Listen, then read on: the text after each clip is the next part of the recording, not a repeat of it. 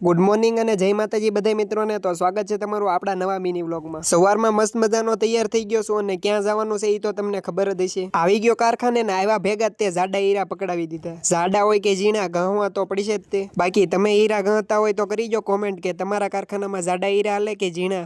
A few moments later. બપોરે જમવા આવી ગયો પાછો ઘરે। જમવામાં દરરોજની જેમ શાક છાશ અને રોટલો છે એટલે હાલો હવે જમી લઈએ। જમીન કાઢવીને નીકળી ગયો પાછો કારખાના તરફ। પણ બપોરે આ તડકો બહુ નડે। રાતે કામેથી આવી ગયો ઘરે અને આજ તો એટલું બધું કામ કર્યું ને કે બહુ ભૂખ લાગી ગઈ એટલે હારો હાર થોડોક ભાગી લેતો આવ્યો। પછી જમીન કાઢવીને નીકળી ગયો ભાઈબંધો પાસે બેહવા। બાકડે આવ્યો તા ધાર્મિક અને ફેની લઈ તે ફોન કર્યા વગરના ખાબકા। આરતીનો ટાઈમ થઈ ગયો એટલે આવી ગયા માતાજીની આરતીમાં અને પછી અમારા ઓપરેટરને કહી દીધો હવે કરી જો ગરબા ચાલુ।